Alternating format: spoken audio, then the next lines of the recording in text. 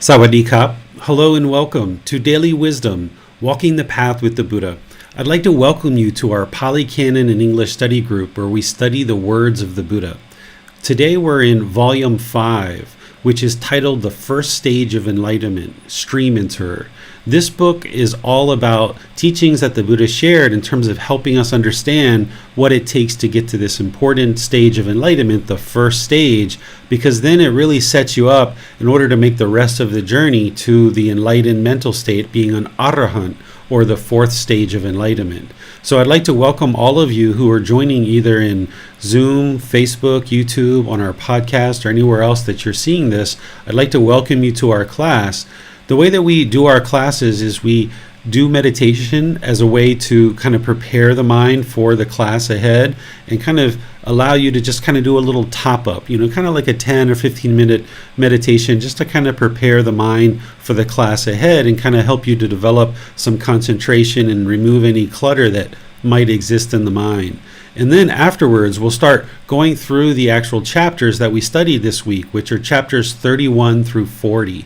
These are 10 chapters. And you can get these books online by going to buddhadailywisdom.com, and you'll see the button for free books or free downloads. You can actually acquire these books at no cost, just download them or take them and print them. Or if you'd like a really nice bound copy, Amazon sells them where you can get a nice binding and a nice book. You can get them that way.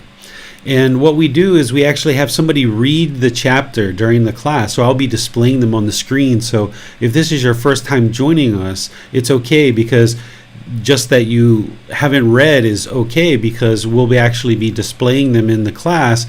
And then I'll teach a bit about what those teachings are related to the Buddhist teachings, and then open up to any explanations.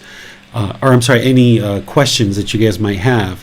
The great thing about downloading the book ahead of time is that there are explanations in the chapters. So each chapter, it'll have the Buddha's words, and then I've explained what I feel the Buddha is actually teaching as part of what he's sharing. But you shouldn't rely just solely on what I'm sharing. Do your own learning, reflection, and practice to see the truth for yourself. But through downloading the books, you'll actually have a nice comprehensive set of teachings from the Buddha that will help you to progress and actually attain enlightenment. And then we use these Saturdays as a way to come together based on everybody reading throughout the week and come together and discuss the teachings and get help. So thank you all for joining. I appreciate your dedication and diligence to be learning and practicing these teachings. Let's go ahead and do meditation, and then afterwards we'll dive into the actual book, starting with chapter 31. So here in this class, we typically don't do as much guidance, or any guidance really at all, because students are further along in their practice. I might just do a little bit after chanting in order just to kind of help anybody who's joining us for the first time to start doing breathing mindfulness meditation. But go ahead and make yourself comfortable in the seated position, which is typically what we do in class, but you're welcome to do lying or standing as well. And then if you'd like to join along for the chants, you can join for the chants, and then afterwards I'll kind of guide you in getting your breath established and moving deeper into meditation. Arahang Samma Sambuddho Bhagava Bhutang Bhagavantam Abhivateyami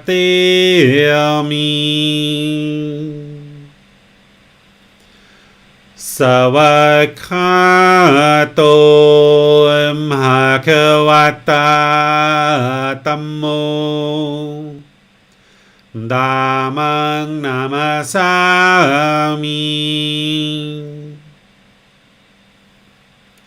Supatipano Bhagavato Sāvaka Saṅkho Saṅghang Namami Namo Tassa Bhagavato Arahato Samma Sambuddhassa นับโมตัสสะภะคะวะโตอะระหะโตสัมมาสัมพุทธัสสะนับโมตัสสะภะคะวะโตอะระหะโตสัมมาสัมพุทธัสสะอิติปิโสภะคะวะอะระหังสัมมาสัมพุทโธวิชาจารณังสัมมุโนสักขะโตโรกาวิโตอนุเตโรปุริสานามาสติสัตตาตาวามานุสนังพุทโธภะคะวะติ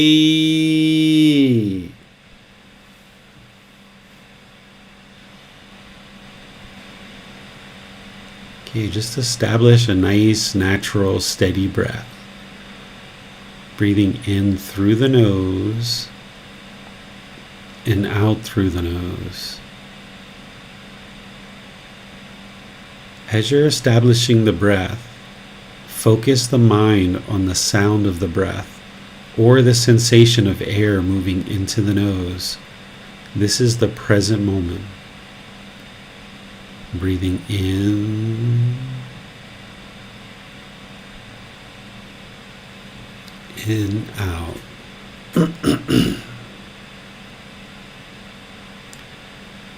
Focusing the mind on the breath. Whenever the mind moves off the breath, cut that off, let it go, and come back to the breath, the present moment. I'm going to let you focus on this meditation of just training the mind to be aware whenever it's off the breath, and then cutting off and letting go of anything that the mind is longing for, that it's moved off the breath. Cut off, let go of that thought, idea, and come back to the breath, the present moment.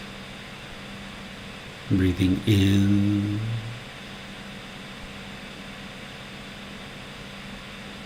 and out.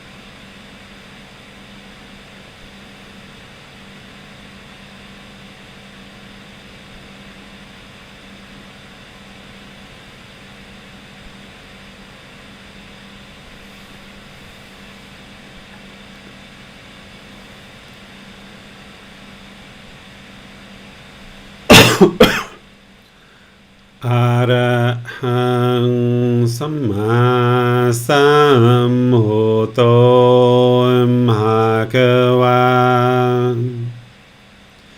พุทธังภะคะวันหังอภิวาเทมิสวากขาโตภะคะวะตาธัมโมธัมมังนามัสสามิสุปฏิปันโนภะคะวะโตสาวกสังโฆสังฆังนามามินับโมตัสสะภะคะวะโตอะระหะโตสัมมาสัมพุทธัสสะนับโมตัสสะภะคะวะโตอะระหะโตสัมมาสัมพุทธัสสะนับโมตัสสะภะคะวะโตอะระหะโตสัมมาสัมพุทธัสสะอิติปิโสภะคะวะอะระหังสัมมาสัมพุทโธวิจาจารณังสัมมุโนสักขาโตโรกาวิโตอนุเตโรภูริสาธัมมาสติสัตตาตาวามนุสนังพุทโธภะคะวะติ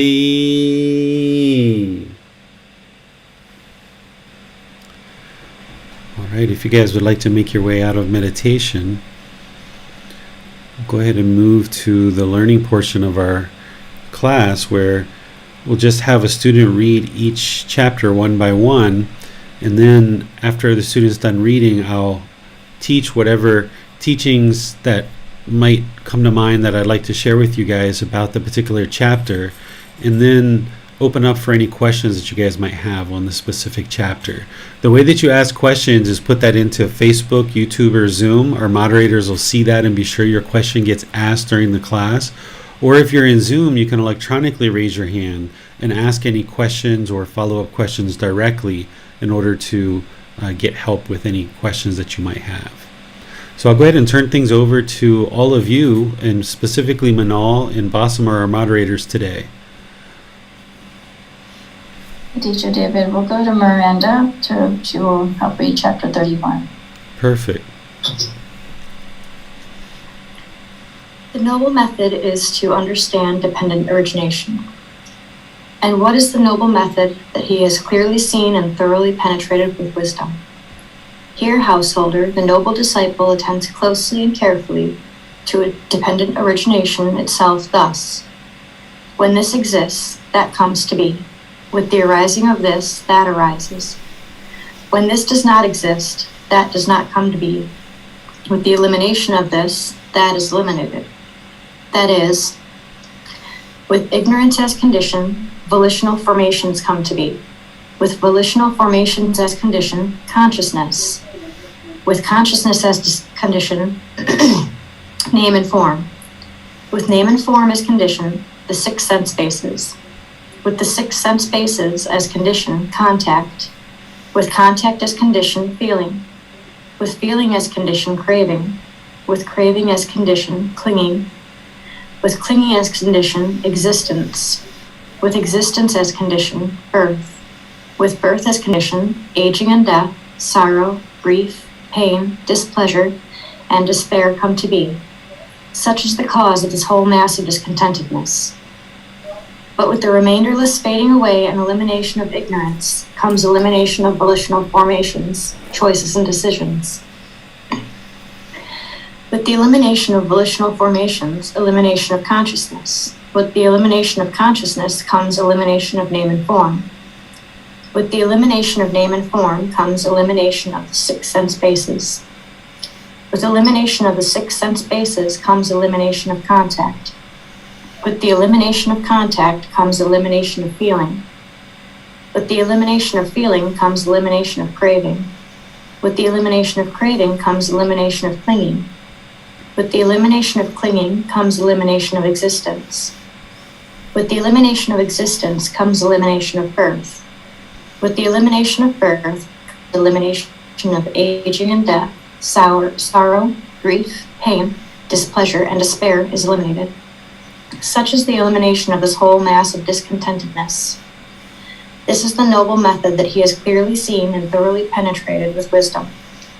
All right, thank you, Miranda. So here, this is one of the things that this book is really bringing to the attention of a practitioner, is that dependent origination is the ultimate truth of the Buddha, and it's important to see the causality or the cause and effect that is happening based on this condition existing. Then this next thing comes to be. And then with that next thing existing, the next thing comes to be. And the Buddha walks you through step by step here to show you what leads to birth in the cycle of rebirth. And he also shows how discontentedness arises. And it all comes back to this ignorance or this unknowing of true reality.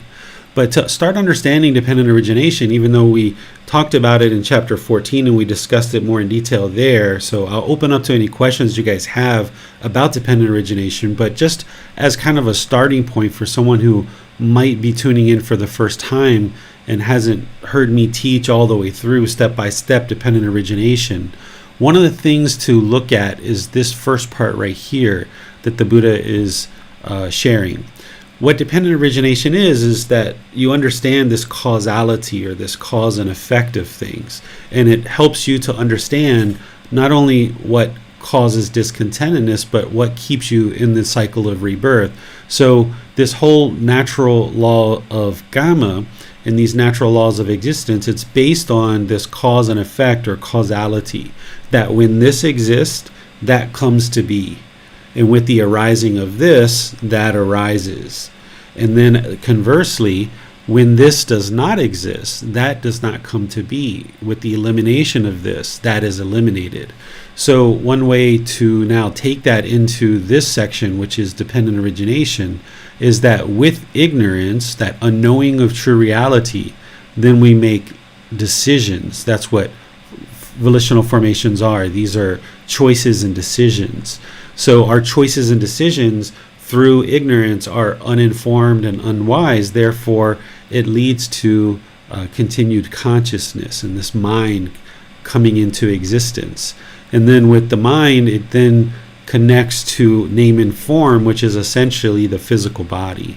And then when there's the physical body, there's these 6 sense bases, the eyes, ears, nose, tongue, bodily contact, and the mind. These 6 sense bases is how discontentedness comes into the mind. And that happens through contact. When there's contact with these 6 sense bases, then there's either pleasant feelings, painful feelings, or feelings that are neither painful nor pleasant that arise. And then there's cravings that are formed. This is the mental longing with a strong eagerness, longing for those pleasant feelings. Then the mind wants to cling to these pleasant feelings and hold on to them permanently. And that's what leads to existence in the cycle of rebirth. Because of birth, then there is aging and death. There's this sorrow, grief, pain, displeasure, and despair, essentially this discontentedness. This is the whole cause of this massive discontentedness. So now that's that first part here, that when this comes to exist, when this exists, that comes to be. With the arising of this, that arises. Now this next part, when this does not exist, that does not come to be. with the elimination of this, that is eliminated. So this next part, the Buddha is now explaining that through eliminating ignorance, or this unknowing of true reality, then we eliminate these uninformed, unwise decisions that ultimately lead to consciousness, right? So now he's going to talk about how to unravel this whole massive amount of discontentedness. It's through transforming this ignorance into wisdom. So we eliminate ignorance by acquiring wisdom through learning, reflecting, and practicing the Buddha's teachings, not believing in them, but practicing them to see the truth for ourselves. And then we acquire wisdom when we see the truth.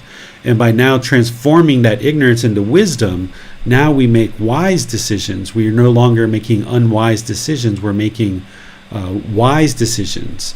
And now our consciousness, because there is no unwise decisions, now we essentially are going through the elimination phase of eliminating the cycle of rebirth, where we're no longer born, because there's no longer consciousness. Consciousness can't sustain itself if all ignorance has been eliminated. That now when we transform the mind away from craving, anger, and ignorance, those three unwholesome roots, or those three poisons, then consciousness can't continue.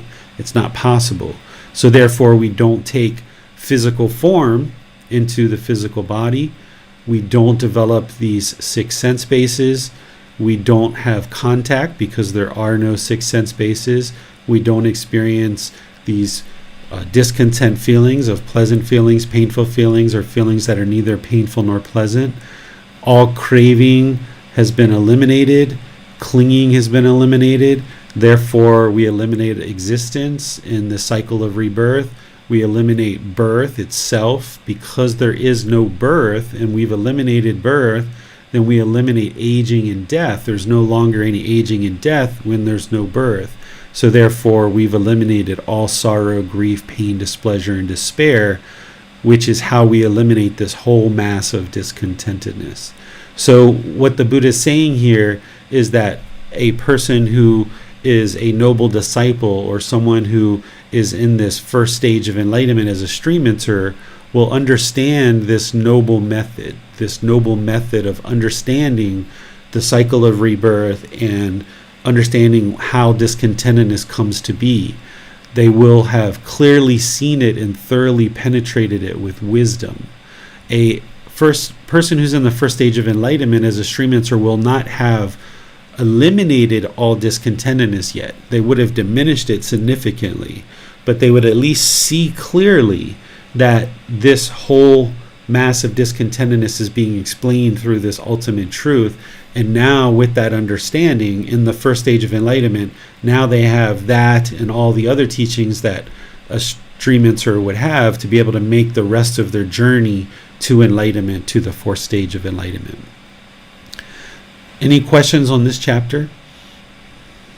Looks like Basim has his hand raised. We'll go to him. Thanks, Mara. We have a question on Facebook from Biplab. He asks, Sayer, how can we eliminate contact? We eliminate contact through eliminating all these other conditions. So if we go to here, so once you've eliminated ignorance, or the unknowing of true reality, then what the Buddha is saying is that you were no longer born. And when you're no longer born, then you're not going to have these six sense bases, and there's not going to be contact. But as long as you're in this existence, there's going to be contact, right? There's going to be contact. But what you're doing is you're eliminating craving, desire, attachment. You're eliminating clinging. So the Four Noble Truths penetrates right to the heart of dependent origination, and kind of shows you that by eliminating craving, desire, attachment, this clinging, the mental longing and strong eagerness is the craving.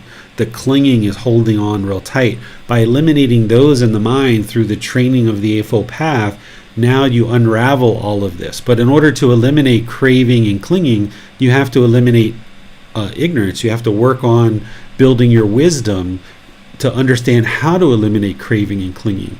But as long as you're in this life, you're going to have contact, But when there is no craving and there is no clinging, then you're not going to experience discontentedness in this life.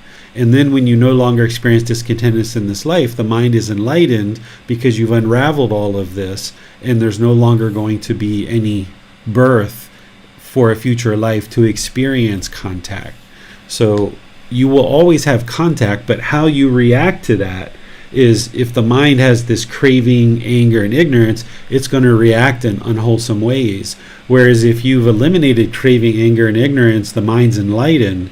When you have contact, the mind isn't going to be discontent. It's not going to be shaken up as a result of that contact. Where in the unenlightened state, even in this first stage of enlightenment, one might have this agreeable and disagreeable contact. Whereas if you have agreeable contact, there's going to be these pleasant feelings that arise. Whereas if you have disagreeable contact, there's going to be these painful feelings that arise. But by the time you eliminate sensual desire, by the time you get to that third stage of enlightenment, that's where you've eliminated sensual desire. There's no longer any agreeable or disagreeable contact. It's just contact. And now the mind can reside content no matter what's coming through the six sense bases. But that's what part of that training is. So while you're in existence, you will have contact. But when the mind has eliminated its pollution of mind, then it won't experience discontentedness as a result of the contact. And then having done that, there won't be a rebirth, so there won't be continuous existence where there's contact in the future. Thanks, teacher. No more question. All right. Anything from you, Manal? No other questions on this chapter. Okay, so off to chapter 32. Guess we'll go to Boston for that. The little bit of soil in the fingernail. Monks, what do you think? Which is more, the little bit of soil that I have taken up in my fingernail, or this great earth? Venerable Seer, the great earth is more. The little bit of soil that the perfectly enlightened one has taken up in his fingernail is insignificant. Compared to the great earth, that little bit of soil is not calculable, does not bear comparison, does not amount even to a fraction. So too, monks, for a noble disciple, a person accomplished in view who has made the breakthrough, the discontentedness that has been destroyed and eliminated is more, while that which remains is insignificant. Compared to the former mass of discontentedness that has been destroyed and eliminated, the latter is not calculable, does not bear comparison, does not amount even to a fraction, as there is a maximum of 7 more lives. He is one who understands as it really is. This is discontentedness. This is the cause of discontentedness. This is the elimination of discontentedness. This is the way leading to the elimination of discontentedness. Therefore, monks, an effort should be made to understand this is discontentedness. An effort should be made to understand this is the cause of discontentedness. An effort should be made to understand this is the elimination of discontentedness. An effort should be made to understand this is the way leading to the elimination of discontentedness. All right, thank you, Bassam.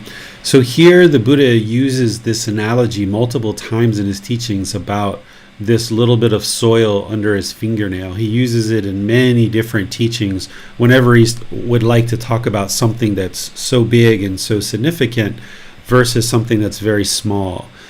So you'll see this same analogy used in different ways. So whenever you see the Buddha starting off talking like this, don't necessarily assume it's the same one that you've seen before, because I've seen at least 3, 4, 5, 6 different ways that he will use this analogy to explain a certain point that he's trying to make. And here he's describing that this little bit of soil that's taken up in his fingernail is so small compared to all the dirt or soil in the entire earth. And he explains that the same thing can be said about someone who's accomplished in view, or someone who has made the breakthrough, someone who's attained this first stage of enlightenment. They've eliminated so much discontentedness in their mind that the amount that's still remaining in the mind of a stream enterer, that first stage of enlightenment is insignificant compared to the massive amount that they've eliminated in the past. So this is where I share that a person who's in the first stage of enlightenment will have significantly diminished their discontentedness, and they will be experiencing sporadic discontentedness here and there, but it's nothing like what you would have experienced prior to being on this path, or even in the first part of your training and development. By the time you get to that first stage of enlightenment, you've overcome so many craving, desire, attachments, and you've let go of so many of them that the mind is now experiencing a very diminished amount of discontentedness. And that's what the Buddha is explaining here, that it doesn't even compare to what you've experienced in the past. And he says the reason why is because this is a person who understands this is discontentedness, the cause, the elimination, and the way leading to the elimination. This is the Four Noble Truths. Whenever you see these lines, he's pointing to the Four Noble Truths because that's really the beginning of the path. To understand the Four Noble Truths is to establish right view and really get started on this path. Without understanding the Four Noble Truths, a person would never be able to make the breakthrough to understanding what the real cause of discontentedness is, so therefore they wouldn't be able to eliminate it. So you see continuously in the Buddhist teachings where he's constantly pointing to the Four Noble Truths as being the real kind of beginning of the path. And then you also see him in multiple places encourage his students to make this effort to learn the Four Noble Truths. So rather than just say the Four Noble Truths, he's kind of spelling it out here by saying this is discontentedness. That's the first noble truth. This is the cause of discontentedness. That's the second noble truth. This is the elimination of discontentedness, the third noble truth. This is the way leading to the elimination of discontentedness, which is the fourth noble truth, which happens to be the guiding people to the Eightfold Path. So here, by pointing to the Four Noble Truths, he's pointing to the Four Noble Truths, but he's also in some ways pointing to the Eightfold Path too, because those things are interlinked, that the Four Noble Truths connect into the Eightfold Path, as this is the way to attain enlightenment. And for somebody who has learned and developed their practice with the Four Noble Truths and the Eightfold Path, what the Buddha is explaining here is that, okay, they would have significantly diminished their discontentedness, and there's very little remaining compared to what they've experienced in the past. Questions on this chapter? Yes, Teacher David, question. Would you say that what is left, as described in this analogy with the soil that is beneath the fingernail, which is remaining in that being's life, however insignificant that amount is, it is also known that perhaps what is remaining is probably the most difficult and most challenging to eradicate? Potentially, it's the attachments that have been holding on the longest, but at that point you will have all the tools that you need in which to eliminate it. So while they might be a bit more challenging, you have a lot more wisdom to be able to face those challenges.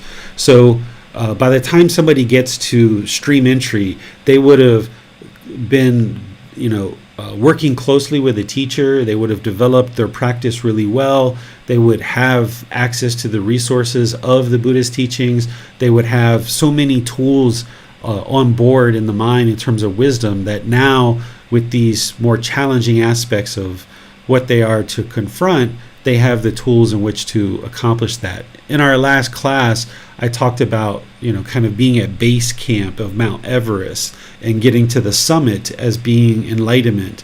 Well, just getting to base camp is a lot of work in terms of if you've ever thought about ever hiking Mount Everest and going to the summit. It's a lot of work just to get to base camp. Not many people do that in this world. Choose to make all the effort and apply the energy to get to base camp. But once you get to base camp, it's harder to get from base camp to the summit.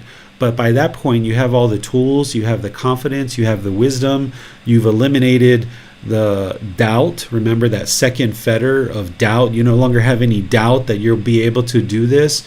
If somebody was at base camp at Mount Everest and they had doubt whether they could make it to the summit, they're not going to be able to make it because they're going to have doubt all the way through. So the Buddha is really setting up a practitioner and a student here to get to that first stage of enlightenment and have all the tools that you need in order to face any additional challenges along the path. Okay, thank you. Doesn't appear there are any other questions for this chapter. All right, so we'll move on to chapter 33. Okay, chapter 33. The achievement of other communities cannot compare with the achievement of a noble disciple. Monks, suppose that a man would place in scenario the king of mountains, 7 grains of gravel the size of mung beans.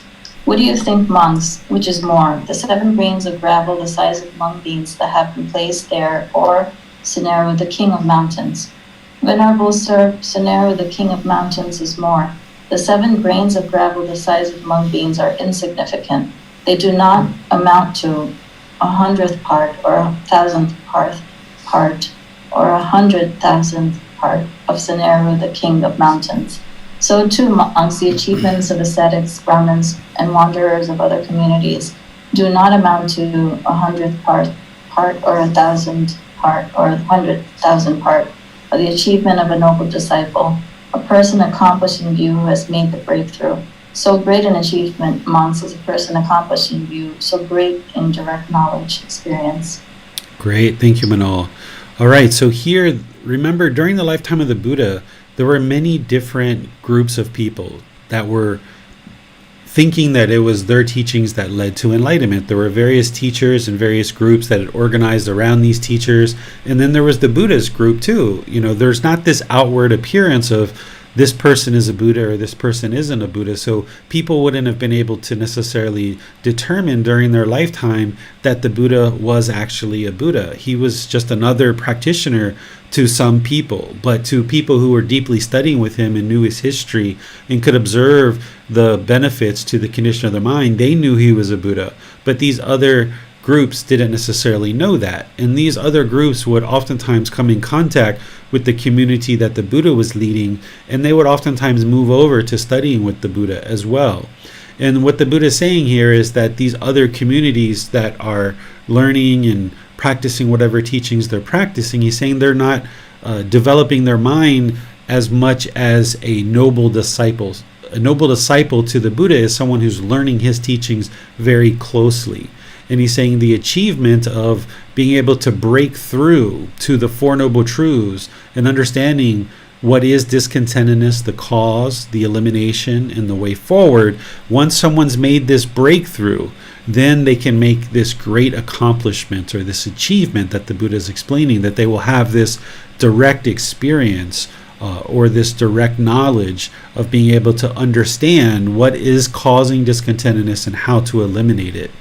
So he's comparing and contrasting his community here in a humble way, not looking down, not talking negative about other communities, but just saying, okay, if you're able to make this breakthrough, then you will have accomplished much more and achieved much more than what we see in these other communities. Questions on this one? Doesn't appear there are any questions for this chapter. All right, so we'll move to chapter 34. Miranda will read this one. A noble one with developed sense bases. And how, Ananda, is one a noble one with developed sense bases? Here, Ananda, when a monk sees a form with the eye, hears a sound with the ear, smells an odor with the nose, tastes a flavor with the tongue, touches a physical object with the body, recognizes a mental object with the mind, there arises in him what is agreeable, there arises in what is disagreeable, there arises what is both agreeable and disagreeable. If he should aspire, may I reside perceiving the unrepulsive in the repulsive, he resides perceiving the unrepulsive in the repulsive. If he should aspire, may I reside perceiving the repulsive in the unrepulsive, he resides perceiving the repulsive in the unrepulsive. If he should aspire, may I reside perceiving the unrepulsive in the repulsive and the unrepulsive, he resides perceiving the unrepulsive in that. If he should aspire, may I reside perceiving the repulsive in the unrepulsive and the repulsive, he resides perceiving the repulsive in that. If he should aspire, may I, avoiding both the repulsive and unrepulsive, reside in equanimity, mindful and fully aware. He resides in equanimity towards that, mindful and fully aware. Ananda, that is how one is a noble disciple, a noble one with developed sense bases. All right. Thank you, Miranda.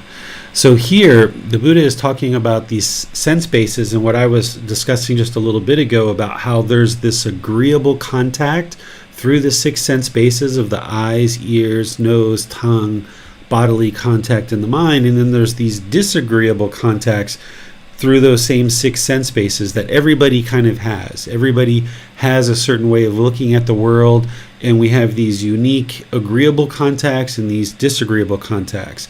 And when there's agreeable contacts, then the mind's going to arise pleasant feelings. When there's disagreeable contacts, the mind's going to arise painful feelings.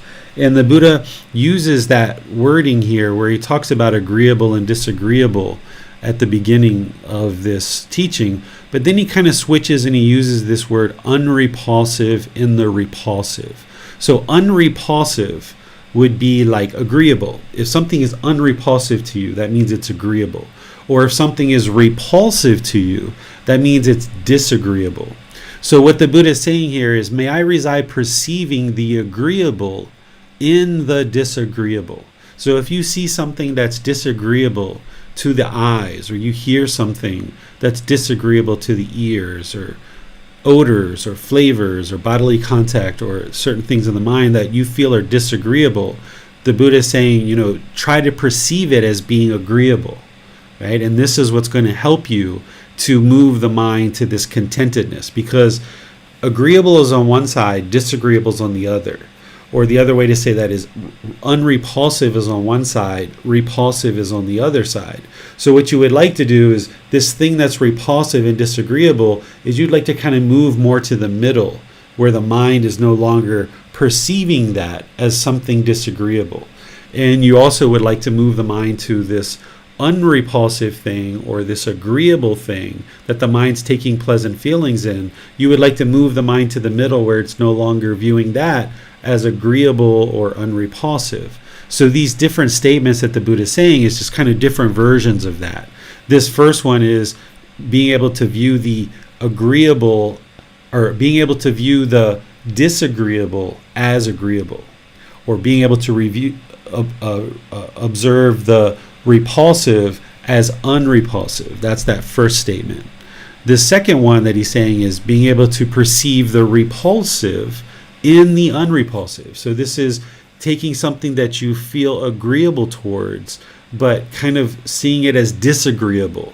Like, I'm not interested in having these agreeable thoughts and arising these pleasant feelings. Let me not latch onto that. Let me not cling to that. Let me kind of view that as being repulsive and not being interested in allowing the mind to cling to these agreeable contacts through the 6 sense bases.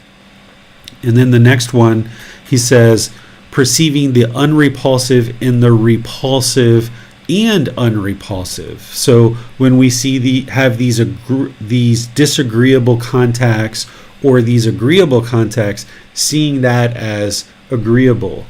And then the next one is kind of another slant of that, is being able to perceive the being able to perceive the repulsive in the unrepulsive and the repulsive. So when we have these agreeable and disagreeable contacts, seeing that as repulsive. So these are just the ways the Buddha is essentially saying, bring the mind to the middle, okay? This last one is what really kind of sums it up and brings it all together for you, is that may I avoid both the repulsive and unrepulsive.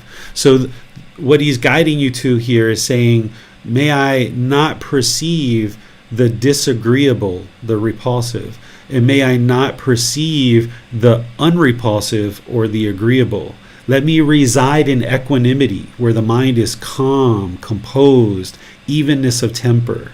Let me have mindfulness, or be mindful, and fully aware. Fully aware is concentration. This is where I will typically say that if you have calm mind, then you can have mindfulness or awareness of mind. With awareness of mind, you can have concentration. And when you have concentration, then you can access wisdom. So what the Buddha is doing here is he's guiding you to no longer allow your mind to be shaken up by these repulsive and unrepulsive contacts, or no longer allow your mind to be shaken up by agreeable and disagreeable contacts, because these things are all impermanent. If we allow these pleasant feelings to arise, these painful feelings to arise, then the mind can't be calm, mindful, and concentrated. So he's guiding you here to let go of all of that stuff, avoid clinging to either the repulsive or the unrepulsive, and just see it as contact. It's just contact. Not view it as agreeable or disagreeable or unrepulsive and repulsive. Just reside with calmness, mindfulness, and concentration, because then you can access wisdom. Or his words here are reside in equanimity, mindful and fully aware. And then that's where he says, okay, if you reside this way, then that is how a noble one develops the six sense bases, that you no longer have this sensual desire where the mind is longing through the six sense bases, but now the mind is restrained. The mind is now guarded because it's no longer viewing things as being agreeable and disagreeable or unrepulsive and repulsive. It just understands that these things are all impermanent and you don't need to perceive them in one way or another. It's just contact through the six sense bases. And by residing with equanimity, mindful and fully aware, or by residing with calmness, mindfulness, and concentration, now you can access wisdom and make wise decisions throughout your day.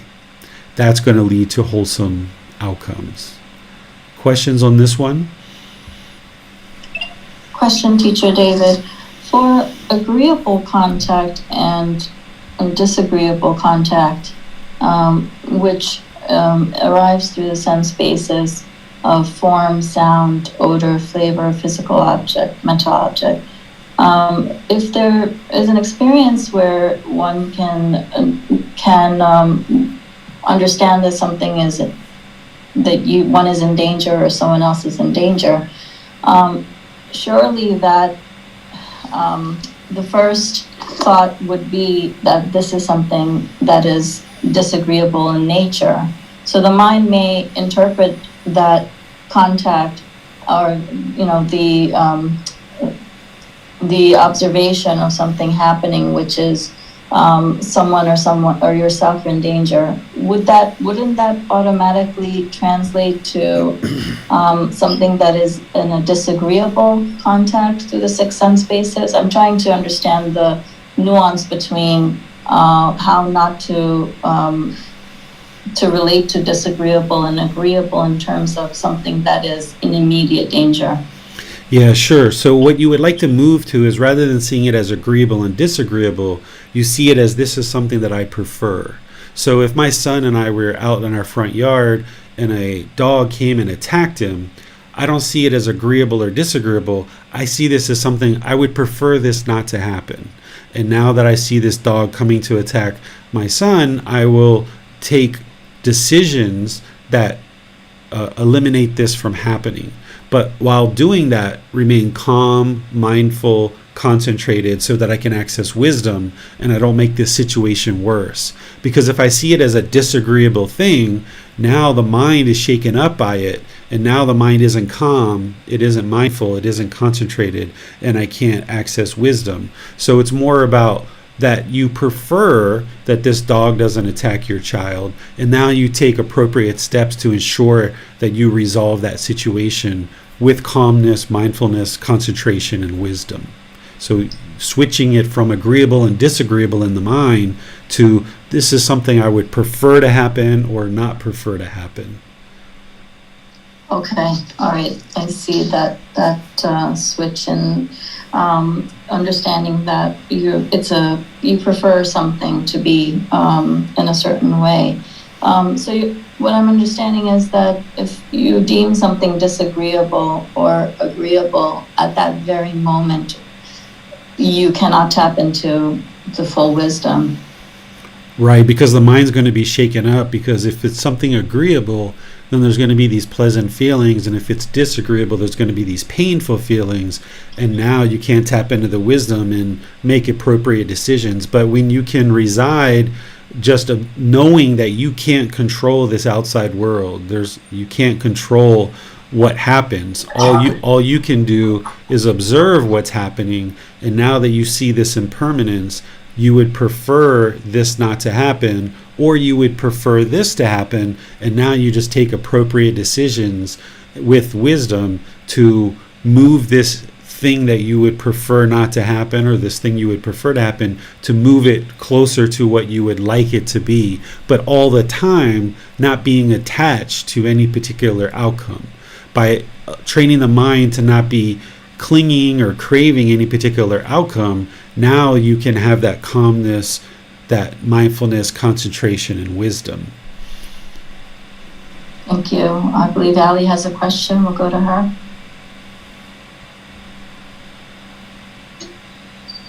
Hi, Teacher David. So from my experience, it's easier for me to bring the the agreeable contact to the middle than the unagreeable contacts to the middle. Is this normal? Yeah, everybody can have a different experience, because those pleasant feelings, the mind is still somewhat, happy or excited. So, okay, let me bring that back. But the painful feelings of sadness and anger and frustration or jealousy or resentment, that's a lot harder sometimes to kind of bring to the middle. It almost feels like you're walking through mud sometimes. So it's both being caused by the same thing, and by getting your arms around the pleasant feelings, it will help you to not experience the painful feelings. Because as long as we allow the mind to keep experiencing those pleasant feelings, then it's only a matter of time before whatever's causing those pleasant feelings becomes impermanent, and now that it's no longer existing, that's where the painful feelings are coming in. So by you focusing on the pleasant feelings, that's why the Buddha listed as pleasant, painful, neither painful nor pleasant, because really getting your arms around the pleasant feelings is the best way to really kind of make a path towards eliminating all discontentedness. Oftentimes we see the painful feelings much easier because they are so impactful to the mind, and like you say, they're also oftentimes much harder to get rid of. But when you understand that it's really these pleasant feelings that are essentially, by longing for those and clinging to those, we're inviting in the painful feelings. Now you understand, like, okay, let me get my arms around these pleasant feelings, and that's ultimately what's going to help you to not experience the painful feelings anymore. I just want to check, is my Zoom working okay now? I'm hearing a lot of high-pitched sounds. I just put you on mute. I'm hearing a lot of high-pitched sounds and a lot of background noise, and it might just be your computer. It might not actually be in your environment. It sounds like your mic or something in the computer or your device might not be working exactly right. I put you on mute. You'll have to unmute yourself if you'd like to talk again. Okay, so we'll move to the next person. I think Bassam or Manal have a question. Sure, we'll go to Basim.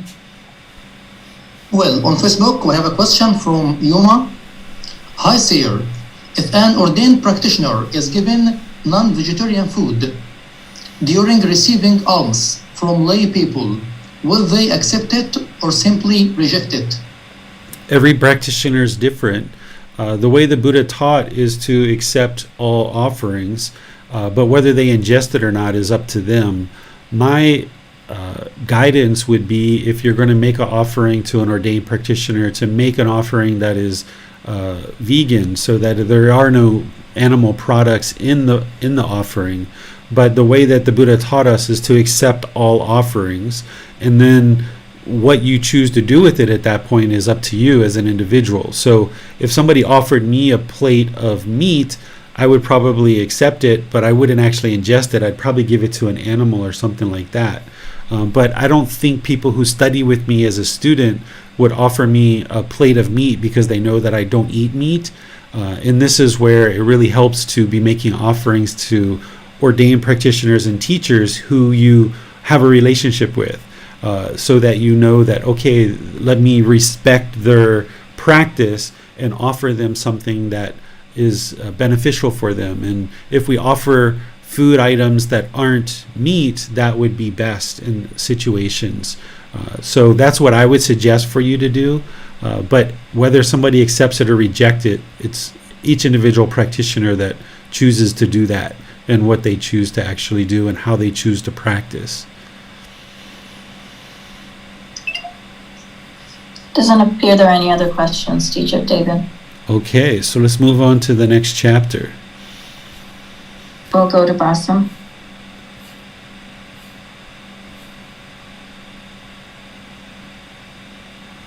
Difference in understanding of teachings between a stream enterer and an arahant.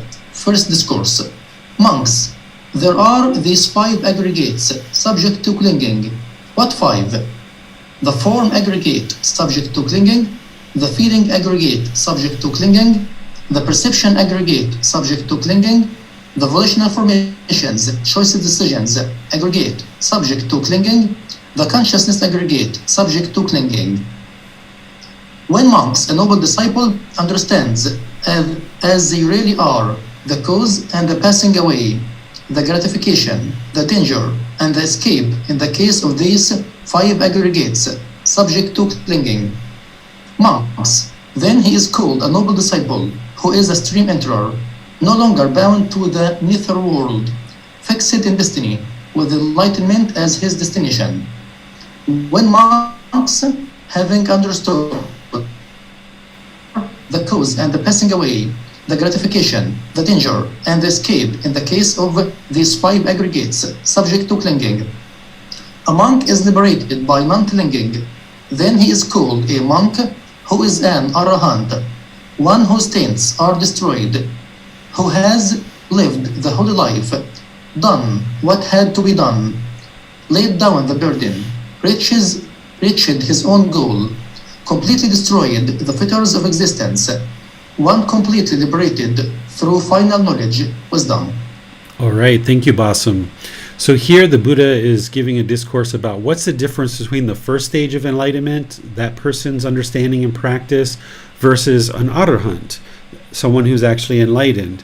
And remember that these teachings shouldn't be looked at in isolation, that there's multiple places where the Buddha kind of draws this information out, because it's not just one thing that makes a stream enterer different than an arahant, or the first stage of enlightenment different than the fourth stage. There's multiple things. This is just one discourse where he's explaining one particular aspect of a stream enterer's practice versus an arahant's practice.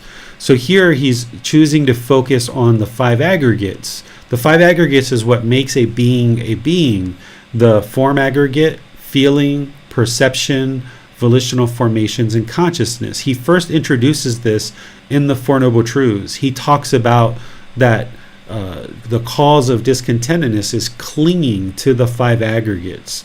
And in order to get to the first stage of enlightenment, what the Buddha is saying here is that a noble disciple, a stream enterer, understands these 5 aggregates, understands the cause, the passing away, the gratification, the danger, and the escape. And these are things that we covered in previous classes, but we can review that if you guys would like. So a stream enterer hasn't yet liberated their mind. They just understand that what's causing discontentedness is clinging to these 5 aggregates. And that is one who is a stream enterer, no longer bound to the nether world. This is the lower realms of hell, the animal realm, and the realm of afflicted spirits. And they're fixed in destination, because once someone's a stream enterer, they're only going to experience a maximum of 7 more rebirths. So that's why he says they're fixed in destination, with enlightenment as his destination, or of course her destination too.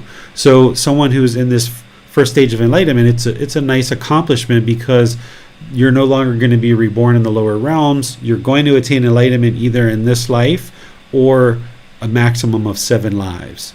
But now he talks about a arahant, or an enlightened being. So having understood, so in order to become an arahant, the person would have already been a streamancer.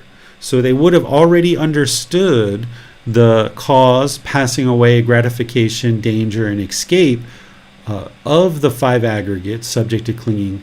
But the difference here is that an arahant, an enlightened monk, an enlightened practitioner, has been liberated by non-clinging, meaning that their mind is no longer holding on to these 5 aggregates of form, feeling, perception, volitional formations, and consciousness. That is one who is an arahant, one whose taints are destroyed. A taint are those fetters, those 10 fetters, or the higher level part of the way to explain those is the 3 poisons, or the 3 unwholesome roots. A taint is a pollution of mind. So we call these the fetters, the taints, the pollution of mind. So one who's an arahant would have destroyed the pollution of mind, or eliminated the pollution of mind. And then, of course, the Buddha says, this person has lived the holy life. They've done what had to be done. They laid down the burden. The burden is that craving, desire, attachment. The Buddha describes craving, desire, attachment as a burden, this mental longing with strong eagerness. So as long as we're carrying around this craving, it's a real burden to be longing and chasing after the objects of our affection. So someone who is an arahant, they would have laid down this burden of constantly chasing the objects of their affection. They've reached their goal. That's the goal of enlightenment. Completely destroyed the fetters of existence. That's those 10 fetters.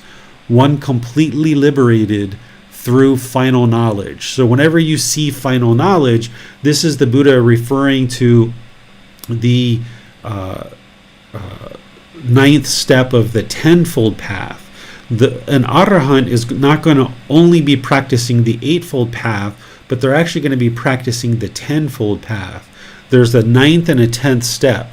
The 9th step is called right wisdom. The 10th step is called right liberation.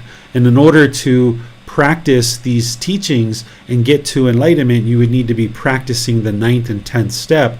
These aren't things that you actually learn, like the 5 factors of well-spoken speech or other things like that are part of the Eightfold Path. These are aspects of one's practice that you develop as part of the entire path, that one practices right wisdom. And through practicing right wisdom, you then experience right liberation, or liberation of the mind, where it no longer experiences any discontentedness whatsoever.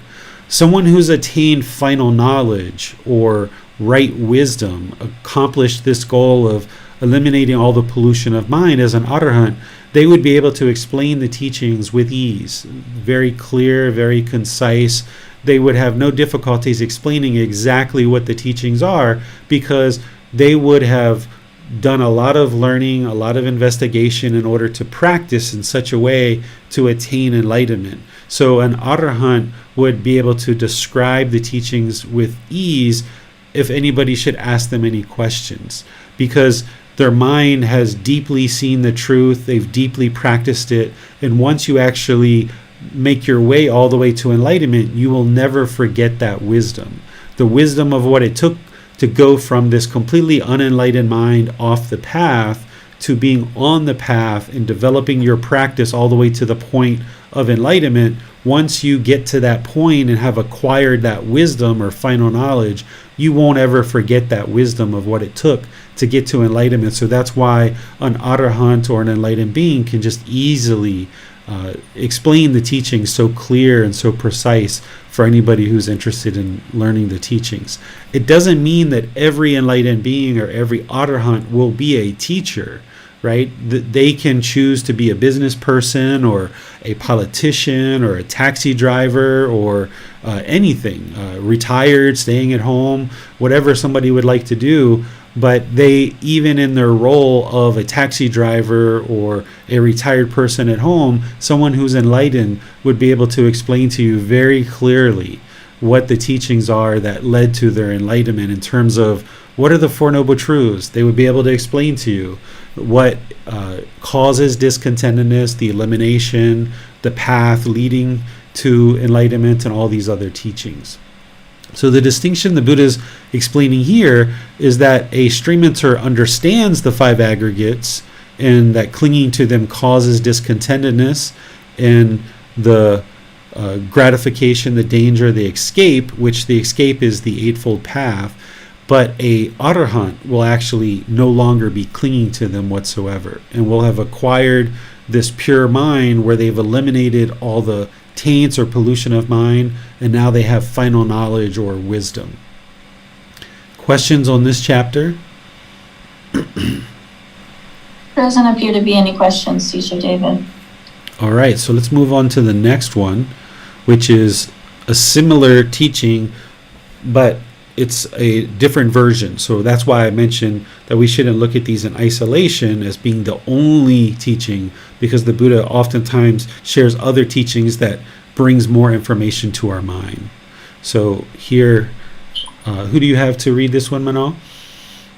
That would be myself. Oh, okay. Difference in understanding of teachings between a stream enterer and an arahant. Second discourse. Monks, there are these 6 sense spaces. What 6? The eye, the ear, the nose, the tongue, the body, the mind. When monks, a noble disciple understands as they are really gratification, the danger, and the escape in the case of these 6 sense spaces, then he is called a noble disciple who is a stream enterer, no longer bound to the netherworld, fixed in destiny with enlightenment as his destination. Monks, there are these 6 sense spaces. What 6? The eye, the ear, the nose, the tongue, the body, the mind. When monks, having understood as they really are the gratification, the danger, and the escape in the case of these 6 sense spaces, a monk is liberated by non-clinging. Then he is called a monk who is an arahant, whose taints are destroyed, who has lived the holy life, done what had to be done, laid down the burden, reached his own goal, completely destroyed the fetters of existence, one completely liberated through final knowledge, wisdom. Okay, great. Thanks, Manal. So this is a similar teaching as we just saw, with a similar structure. But here the Buddha is explaining the 6 sense bases. Because if you remember earlier in this book, the Buddha was explaining how a person who's accomplished in view would understand the 5 aggregates. And then there was another one where he said someone who's accomplished in view would understand the 6 sense bases. And he also talks about someone would understand dependent origination as well. Well, here it's the same structure as the last chapter we were looking at, but it's just about the 6 sense bases. So a stream enter will understand the 6 sense bases. They will understand what the 6 sense bases are, and they will understand that it's central desire, having mental longing and strong eagerness through these 6 sense bases, that is causing the discontentedness. A stream enter will understand that. They will not have eliminated central desire yet, but they will at least understand that's the problem. And now, in order to continue to move closer to enlightenment, the 4th stage, ultimately to get to even that 3rd stage, somebody would need to eliminate central desire. And here the Buddha is saying, as a arahant, a fully perfect or a fully enlightened being, someone who's enlightened will have understood as they really are, so because they would have already understood it as a stream enterer, that the 6 sense bases are longing through, the mind is longing through these 6 sense bases, and that's causing discontentedness. And the Buddha is explaining that an arahant or an enlightened being will be liberated by this, that they will no longer have this clinging, this central desire through these 6 sense bases. And once somebody's done that, then they are an arahant. But of course, there's many other things besides just that. That's why it's important to never look at the Buddha's teachings in isolation, that this is just one aspect of an arahant's mind, that they won't have central desire through any of these 6 sense bases whatsoever. And there's the same structure here with all the other details that I explained in the last chapter. Questions on this one? We'll go to Ali for her question.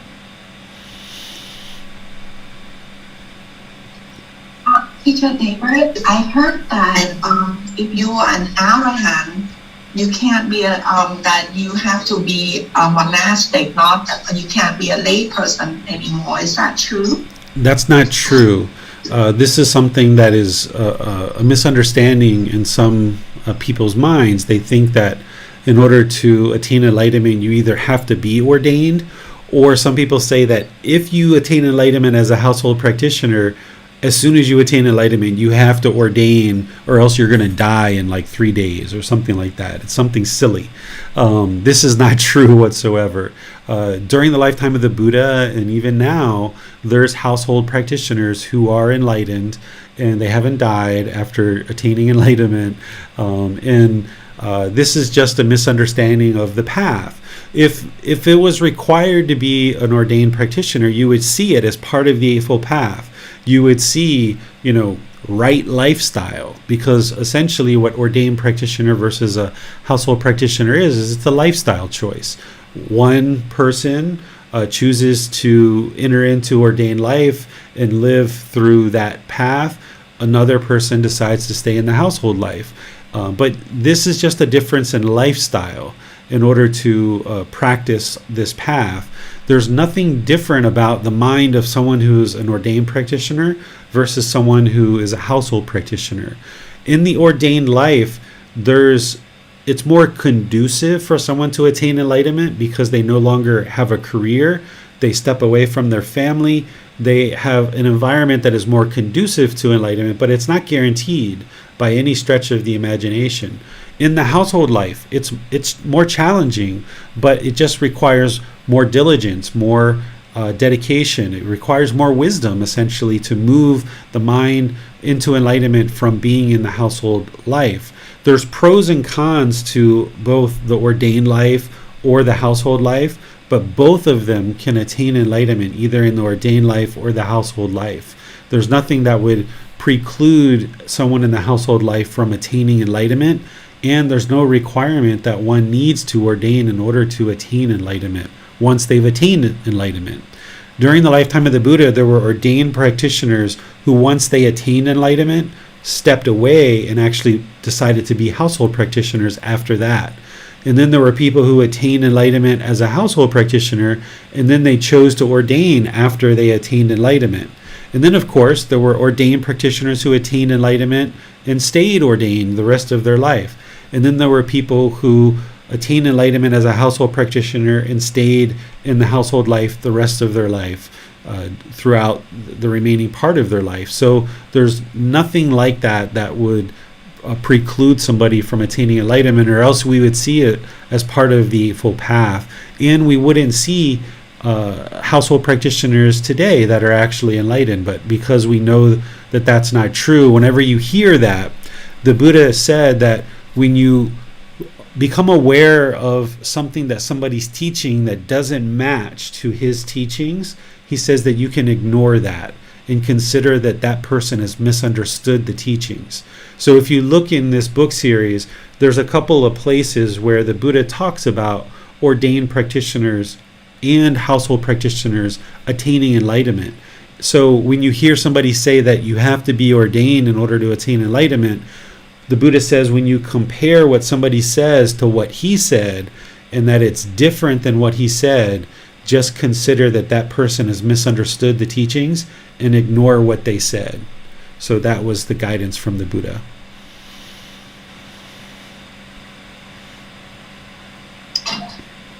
We'll go to Boston next for some questions on Facebook.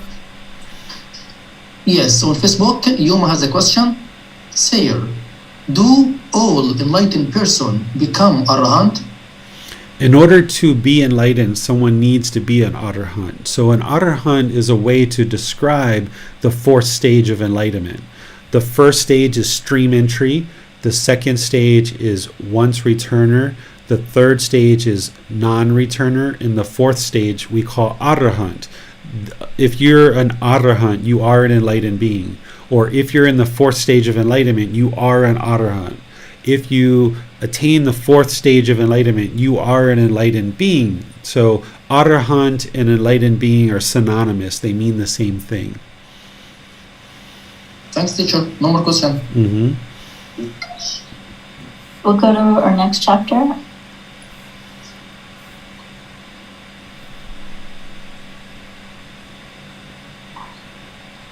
And Miranda will help read this one, chapter 37. One who cultivates fully reaches fulfillment. One who cultivates in parts succeeds in part.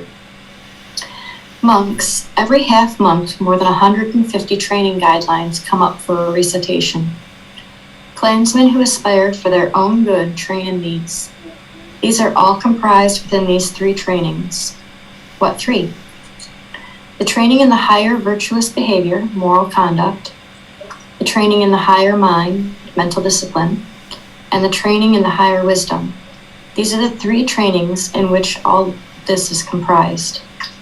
Here, monks, a monk fulfills virtuous behavior, concentration, and wisdom.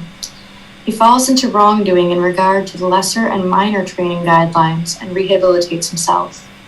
For what reason? Because I have not said that he is incapable of this, but in regard to those training guidelines that are fundamental to the spiritual life, in practice of the spiritual life, his behavior is constant and steadfast. Having undertaken the training guidance, he trains in them. With the destruction of taints, he realizes for himself with direct knowledge, experience, in this very life, the taintless liberation of mind, liberation by wisdom, and having entered upon it, he resides in it. If he does not attain and penetrate this, with the complete destruction of the 5 lower fetters, he is an attainer of Nibbana, enlightenment, between one life and the next. If he does not attain and penetrate this, with the complete destruction of the 5 lower fetters, he is an attainer of Nibbana, enlightenment, upon landing. If he does not attain and penetrate this, with the complete destruction of the 5 lower fetters, he is an attainer of Nibbana, enlightenment, without extra effort. If he does not attain and penetrate this, with the complete destruction of the 5 lower fetters, he is an attainer of Nibbana, enlightenment, with extra effort.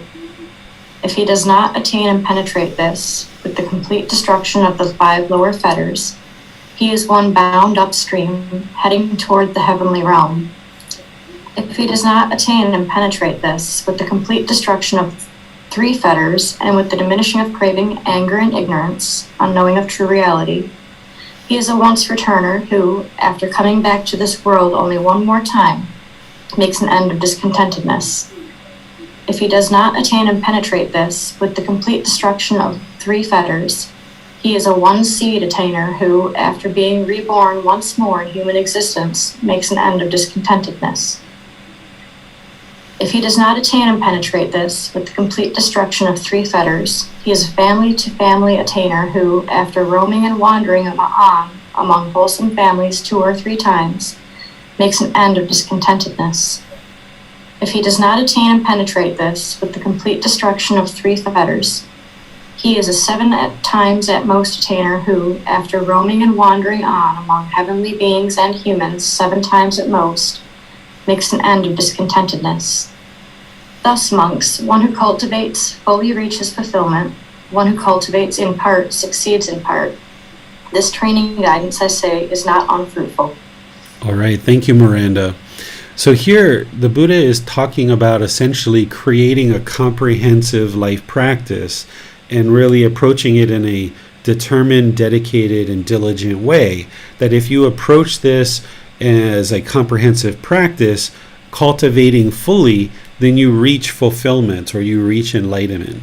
But if you kind of do little by little here and there, then what the Buddha is saying is, you kind of succeed in little parts and little increments.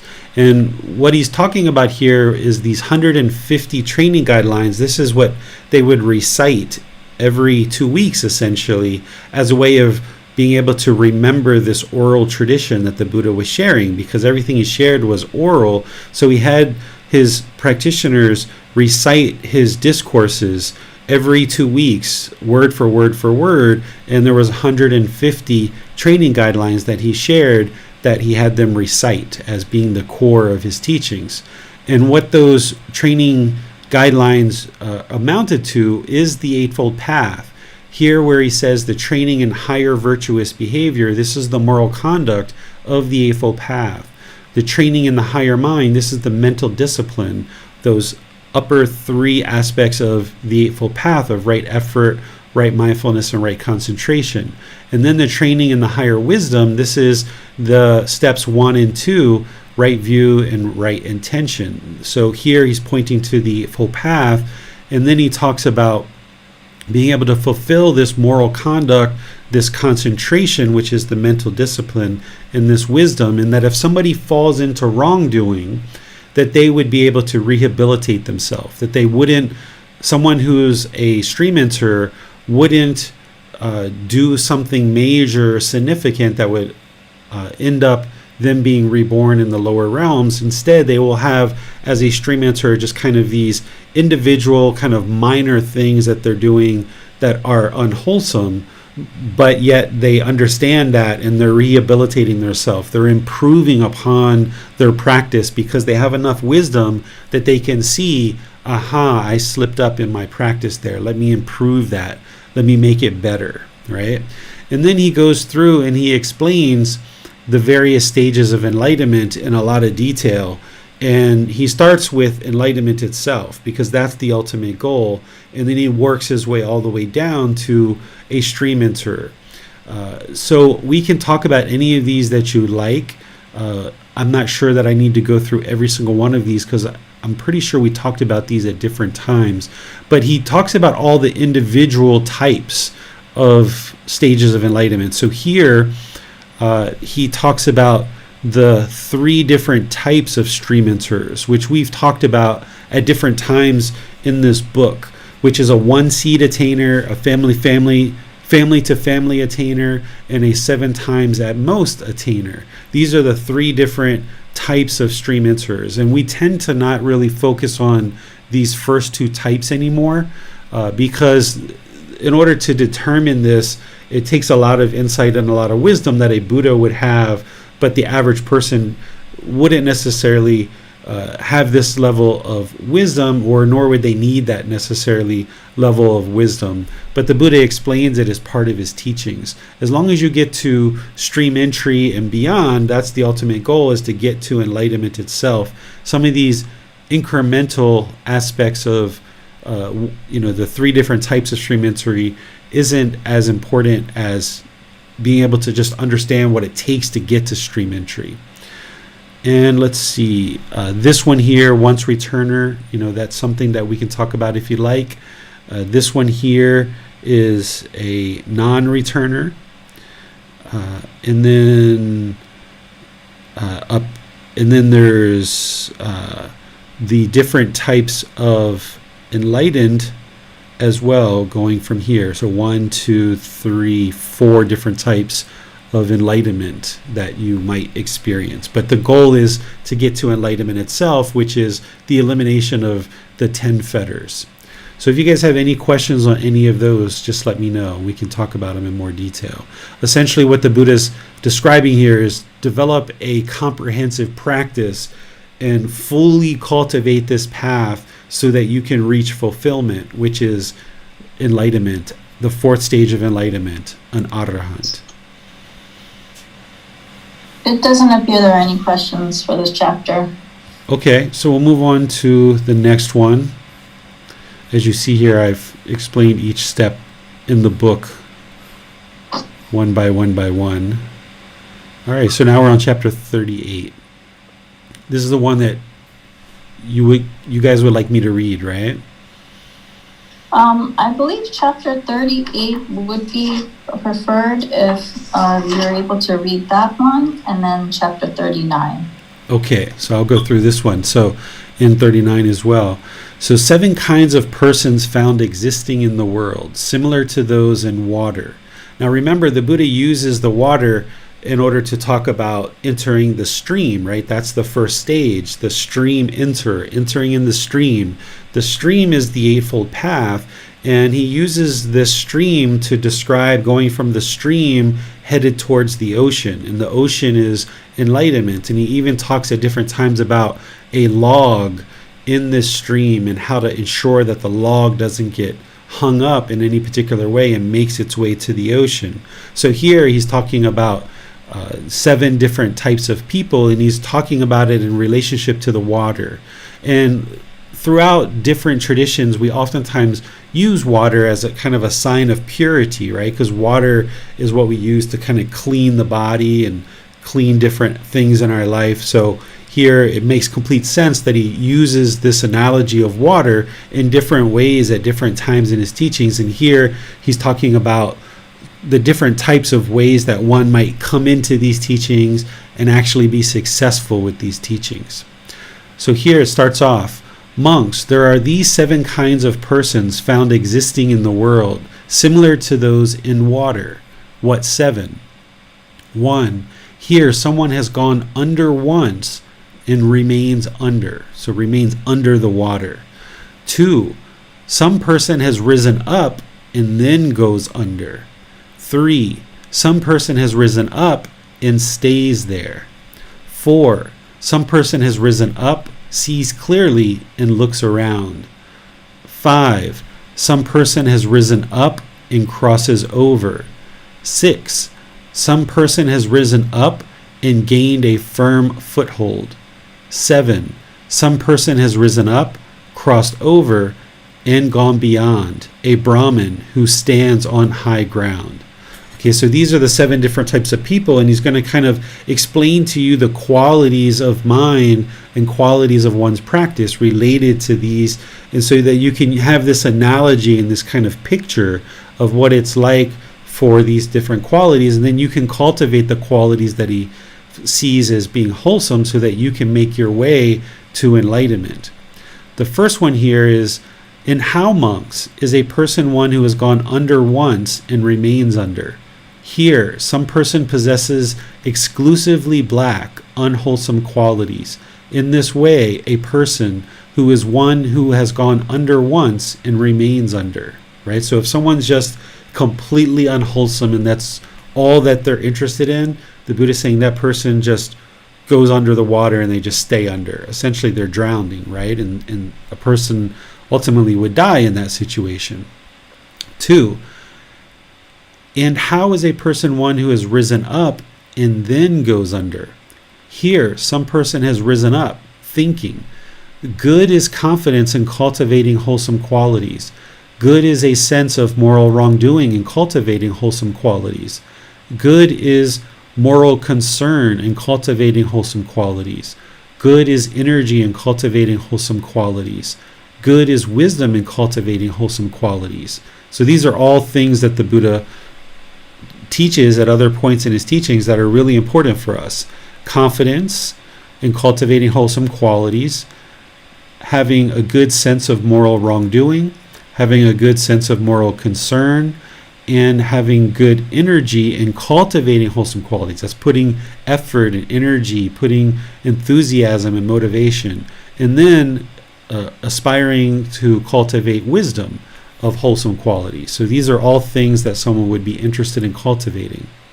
However, his confidence does not become stable or grow, but rather diminishes. His sense of moral wrongdoing, moral concern, energy, wholesome qualities, and wisdom does not become stable or grow, but rather diminishes.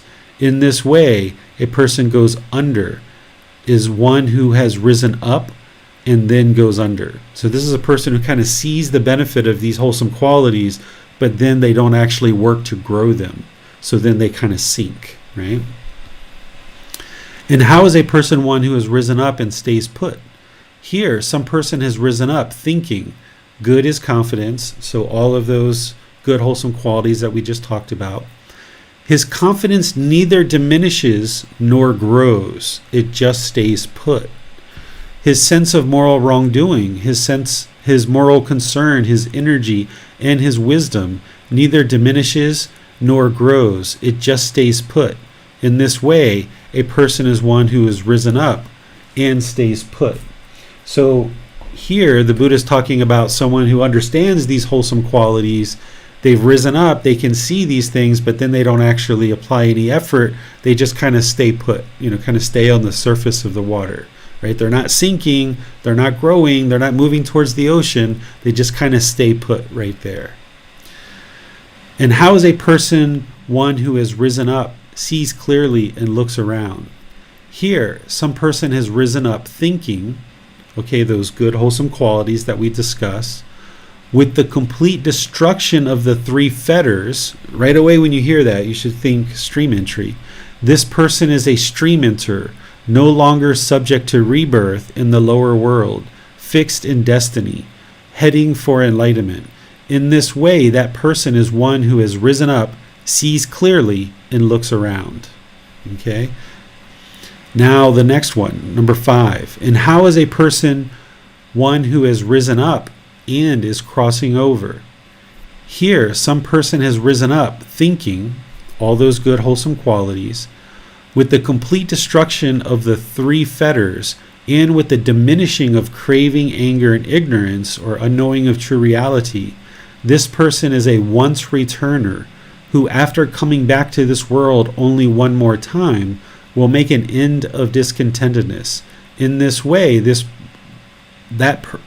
in this way that a person is one who has risen up and crosses over. So they've risen up over the water and they've kind of crossed over because they've worked enough to eliminate these three fetters and diminish the fourth and fifth fetter. 6. And how is a person one who has risen up and gained a firm foothold? Here, some person has risen up thinking those good, wholesome qualities, with the complete destruction of the 5 lower fetters. He is of spontaneous birth in the heavenly realm, due to attain final nibbana, or enlightenment, there, without returning from that world. It is in this way that a person is one who has risen up and gained a firm foothold. And now the 7th one is describing enlightenment. And how is a person one who has risen up, crossed over, and gone beyond, a Brahmin who stands on high ground? Here, some person has risen up thinking all those wholesome qualities, with the destruction of the taints, or those fetters, those pollutions of mind.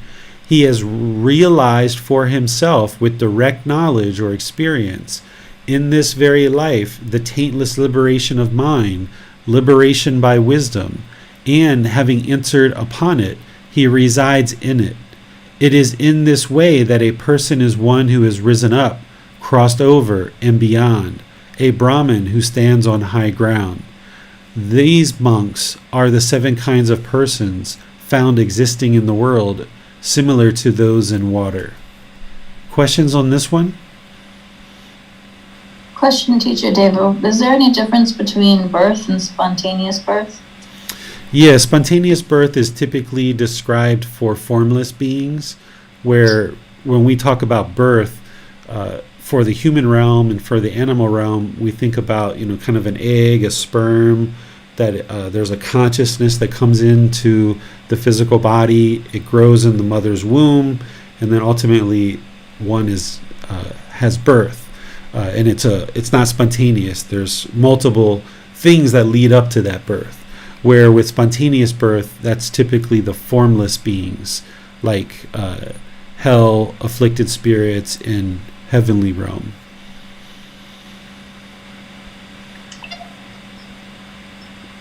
Okay, thank you. There are no other questions. All right, so now we'll move off to chapter 39. Is that one you guys would like me to read as well, Manal? Yes, please. Okay. Take a little sip of water here. So, chapter 39. 9 persons passing away with a residual remaining are freed from hell. Okay, so residual remaining, what this is when somebody moves into those first, second, third stage of enlightenment, they have accomplished a lot. They've let go of a lot of craving, desire, attachment, but there's still a residual remaining. And we typically think about the once returner and the non-returner as kind of this residual remaining. There's a residual amount of craving. There's still a small amount of craving. And here what you're going to read and understand is that one of the Buddha's close students, Sariputta, I think it was, is off kind of talking to some other people as part of the other communities, that they're not part of the Buddhist teachings. These are people who are learning from other teachers.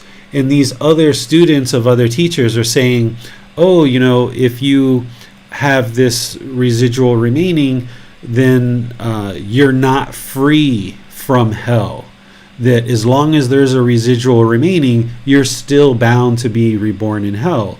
And Sariputta is kind of a little bit distraught by this and kind of like a little bit unsure and confused. And he actually goes off and talks to the Buddha. And he goes off and talks to the Buddha and gets the true teachings of, is somebody who has a residual remaining amount of craving, are they freed from hell? Because these other communities are saying that if you still have a residual amount of craving, you're not freed from hell yet. So now, after Sariputta hears this from these other communities and goes and talks to the Buddha gives him examples of people who still have a residual amount of craving, a small amount of craving, but yet they are free from hell. So he kind of sets him straight on what the true teachings are. So here, the first part is just kind of explaining the scene and kind of helping you understand what's happening. On one occasion, the perfectly enlightened one was dwelling at this location, Saravata, at Jetti's Grove, which this is the location where the Buddhas did a lot of teaching in this area, this particular park. Then in the morning, the Venerable Sariputta dressed, took his bowl and robe, and entered for alms food. So when they were eating alms food, it wasn't just the Buddha's students, but it was other people's students who were collecting up donations from the household practitioners as well. And they would oftentimes all eat together from different schools and different places, different teachers. It then occurred to him, it is still too early to walk for alms food in Saravata. Let me go to the park of the wanderers of other communities. So he's going to go to this other park where other communities are, other students are. Then the Venerable Sariputta went to the park of the wanderers of other communities. Here he exchanged greetings with those wanderers, and when they had concluded their greetings and cordial talk, sat down to one side. Now on that occasion those wanderers had assembled and were sitting together when this conversation arose among them. Friends, anyone who passes away with a residual remaining is not freed from hell, the animal realm, or the realm of afflicted spirits. He is not free from the plane of misery, the bad destination, the lower world. Then the Venerable Sariputta, who is Buddha's student, neither excited in nor rejected the statement of those wanderers, but rose from his seat and left, thinking, I shall find out what the perfectly enlightened one has to say about this statement. Then, when the Venerable Sariputta had walked for alms food in Saravati, after his meal, on returning from his alms round, he approached the perfectly enlightened one, paid homage or respect to him, and sat to one side. Here he reports verbatim the entire course of events and ends. I rose from my seat and left, thinking, I shall find out what the perfectly enlightened one has to say about this statement. Who Sariputta? So Sariputta explains to the Buddha what he experienced. And now this is the Buddha speaking. Who, Sariputta, are those unwise and unskillful wanderers of other communities, and who are those that know one with residual remaining as one with residual remaining, and one without residual remaining as one without residual remaining? So the Buddha is like, who is able to determine for themselves who has a residual remaining and who doesn't have a residual remaining? Because typically a Buddha is able to figure that out, but other people aren't necessarily going to be able to figure out who has residual remaining and who doesn't. So the Buddha is saying, who are these unwise and unskillful people who think they can determine who has a residual remaining and who doesn't have a residual remaining? Because the Buddha knows that him as a Buddha is able to do that, but the average person wouldn't be able to do that. So the Buddha's kind of curious, who have you been talking to? These 9 persons, Sariputta, passing away with a residual remaining, are freed from hell, the animal realm, and the realm of afflicted spirits, freed from the plane of misery, the bad destination, the lower world. So even though these other students, these other people of other communities say that if there's a residual remaining, you're still able to be reborn in the lower realms, the Buddha is saying, no, that's not true. And let me tell you the 9 people who would still have a residual remaining amount of craving, but yet they will not be reborn in the lower realms. And here he explains those 9 people. Here, Sariputta, some person fulfills virtuous behavior or moral conduct and mental discipline or concentration, but cultivates wisdom only to a moderate extent. With the complete destruction of the 5 lower fetters, this person is an attainer of nibbana between one life and the next. This is the first person passing away with the residual remaining, who is freed from hell, the animal realm, and the realm of afflicted spirits, freed from the plane of misery, the bad destination, the lower world. Again, here's a second one. Again, some person fulfills virtuous behavior, moral conduct, concentration, mental discipline, but cultivates wisdom only to a moderate extent. With the complete destruction of the 5 lower fetters, this person an attainer of nibbana upon landing. This is the second person with all of those same things that I said. 3, again, some person fulfills virtuous behavior, concentration, cultivates wisdom to a moderate extent. With the complete destruction of the 5 lower fetters, this person is an attainer of nibbana without extra effort. And this is the third type of person. So he's describing a non-returner, essentially, and that this person is going to attain enlightenment in their next life or before they even get there. And he's saying this person still has a residual amount of craving in that third stage of enlightenment as a non-returner, but yet they were not reborn in the lower realms. The fourth one, again, some person fulfills virtuous behavior, concentration, but cultivates wisdom only to a modest extent. With the complete destruction of the 5 lower fetters, that's still the non-returner, third stage of enlightenment, this person is an attainer of nibbana with extra effort, right? So this is another person who's freed of the lower realms. Again, this person, virtuous behavior, concentration, cultivates wisdom to a modest extent, destruction of the 5 lower fetters, so that's someone in the third stage of enlightenment. This person is one bound upstream, headed towards the heavenly realm. So here this person is also freed from the lower realms. Again, some person fulfills virtuous behavior, cultivates concentration, wisdom to a modest extent.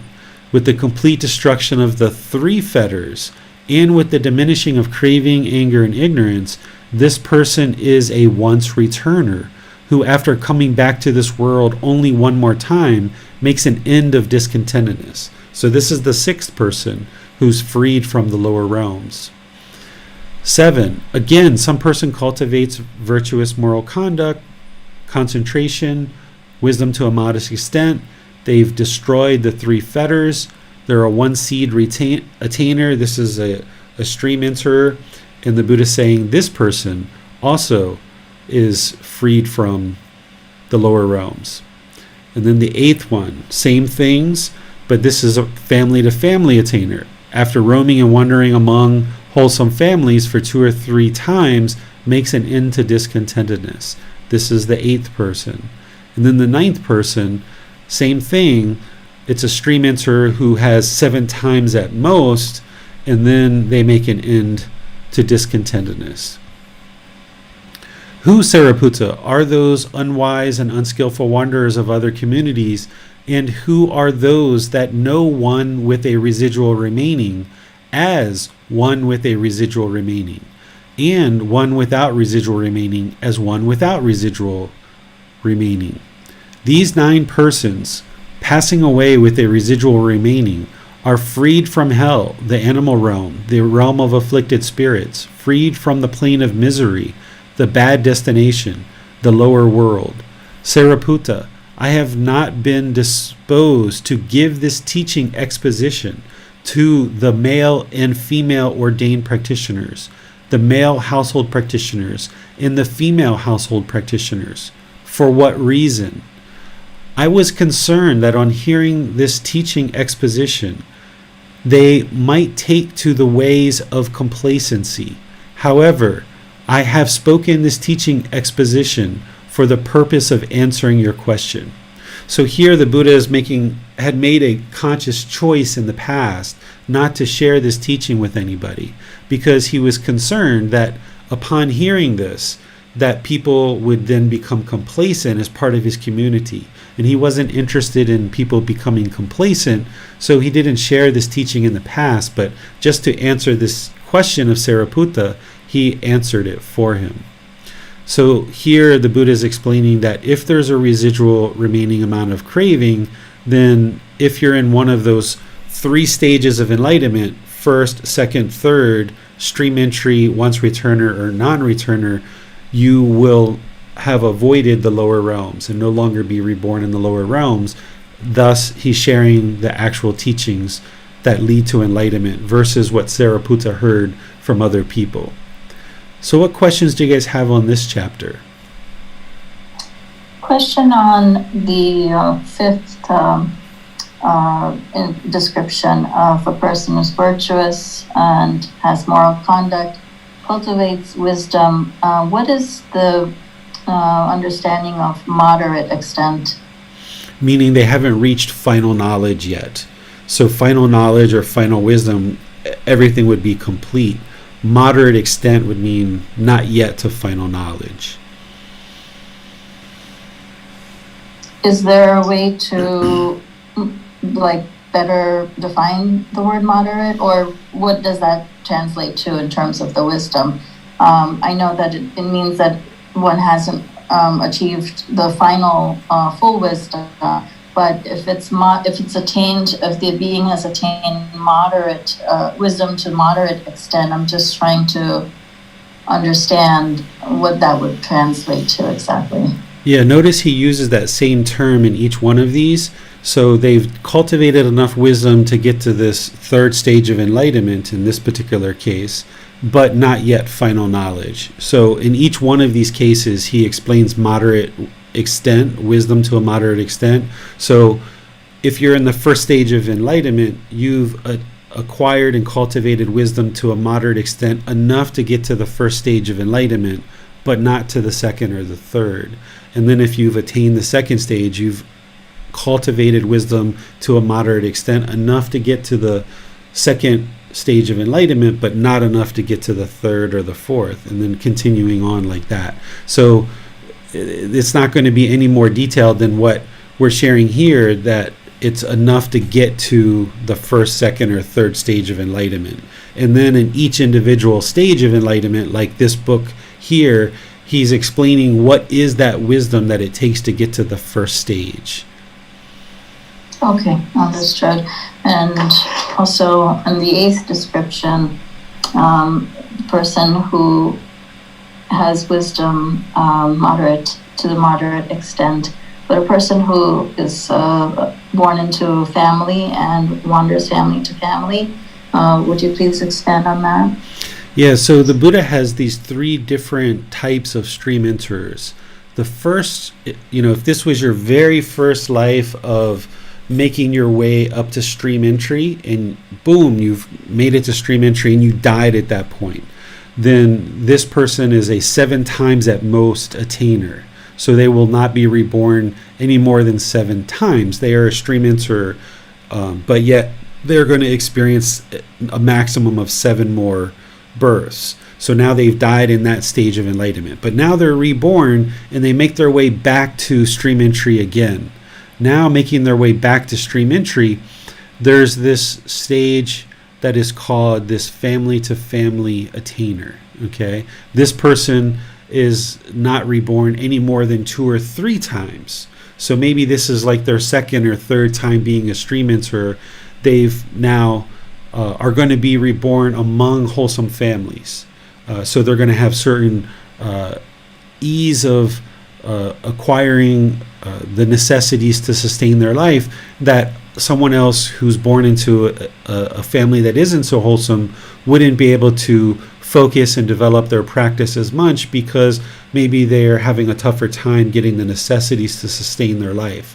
So someone who is reborn into a wholesome family would find it a bit more easy, because they don't have to worry and work so hard to get the necessities to sustain their life. And the Buddha says someone who gets to this point will only be reborn in these families 2 or 3 more times. And then there's this one seed attainer for the stream enterer, who is only going to be reborn once more as a human being.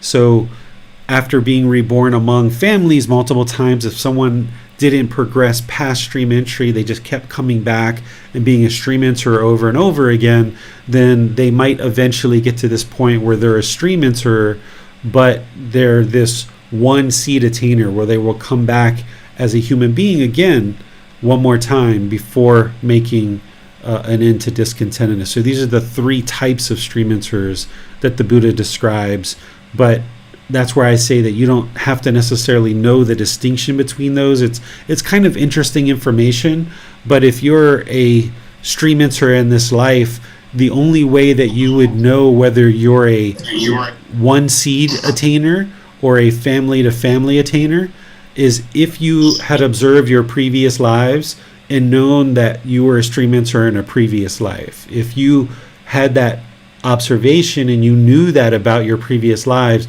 then you would be able to figure out if you're a one seed attainer or a family to family attainer. But if you didn't have that insight, then you wouldn't be able to determine that. And it doesn't really matter, because the ultimate goal is to not get to just stream entry, but to get beyond that, where you actually attain enlightenment in this life.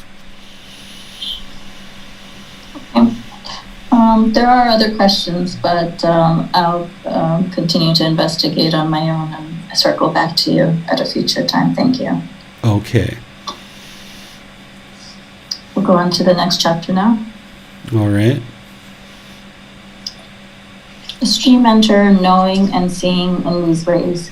Good monks, so you say thus, and I also say thus. When this does not exist, that does not come to be. With the elimination of this, that is eliminated.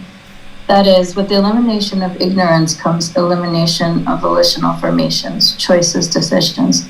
And with the elimination of volitional formations, elimination of consciousness. And with the elimination of consciousness, elimination of mentality, materiality. And with the elimination of name and form, elimination of the sixfold sense space. And with the elimination of the sixfold sense space, elimination of contact.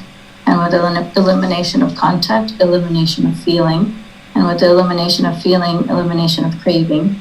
And with the elimination of craving, elimination of clinging. And with the elimination of clinging, elimination of existence. With the elimination of existence, elimination of birth. And with the elimination of birth, aging and death, sorrow, grief, pain, pleasure, and despair is eliminated. Such is the elimination of this whole mass of discontentedness. 1. Monks, knowing and seeing in this way, would you run back to the past thus? Were we in the past? Were we not in the past? What were we in the past? How were we in the past? Having been what? What did we become in the past? No, Venerable Sir. 2. Knowing and seeing in this way, would you run forward to the future thus? Shall we be in the future? Shall we not be in the future? What shall we be in the future? How shall we be in the future? Having been what shall we become in the future? No, Venerable Sir. 3. Knowing and seeing in this way, would you now be inwardly confused about the present thus? Am I not? What am I? How am I? Where has this being come from? Where will it go? No, Venerable Sir. 4. Monks, knowing and seeing in this way, would you speak thus? Our teacher is respected by us. We speak like this out of respect for our teacher. No, Venerable Sir. 5. Monks, knowing and seeing in this way, would you speak thus? Our ascetics says this, and so do other ascetics. It is only because of them that we say this? No, Venerable Sir. 6. Monks, knowing and seeing in this way, would you acknowledge another teacher? No, Venerable Sir. 7 monks, knowing and seeing in this way, would you return to the observances, intense debates, and superstitious rites of various ascetics and Brahmins, taking them as the most important aspect of the holy life? No, Venerable Sir. 8 monks, do you speak only of what you have known, seen, and understood for yourselves? Yes, Venerable Sir. Good monks, so you have been guided by me with this teaching, which is visible here and now, immediately effective, inviting inspection, onward leading, to be experienced by the wise for themselves. For it was with reference to this that it has been said, monks, this teaching is visible here and now, immediately effective, inviting inspection, onward leading, to be experienced by the wise for themselves. All right, thank you, Manol. So here the Buddha starts off with explaining dependent origination again, kind of leading through his students to help them see the cause and effect relationship of dependent origination. So now, having understood dependent origination, he asks a series of questions that if you know the ultimate truth of what's causing this cycle of rebirth and what's causing this discontentedness to arise, he says, knowing and seeing this understanding of dependent origination, would you run back to the past? And he gives all these different variations of that, of what were to come about based on the past. And everyone's like, no, because we understand dependent origination and what we're facing right now. So no, Venerable Sir, we're not worried about what happened in the past. And then the second one is, well, would you run forward to the future and worry about the future? And his students answer, no, we wouldn't, because we understand the here and now, that the goal is to eliminate wisdom or eliminate ignorance by acquiring wisdom and unravel this whole dependent origination to eliminate discontentedness.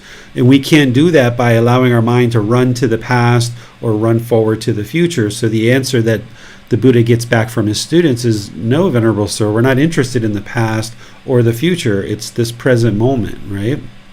But even in this present moment, knowing and seeing and understanding dependent origination, the Buddha asks, would you be inwardly confused in this present moment of what am I essentially, or how am I? How did I come to be?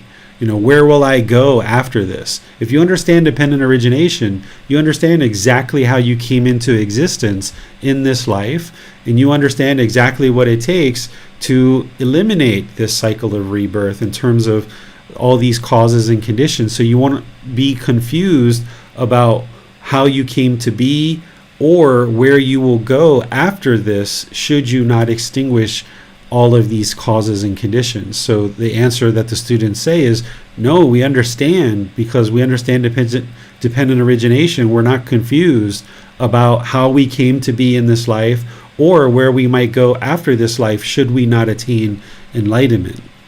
And then the fourth one is, would you, after knowing and seeing dependent origination, say our teacher is respected by us, we speak like this out of respect for our teacher, meaning we only share this teaching of dependent origination because our teacher told us to share it.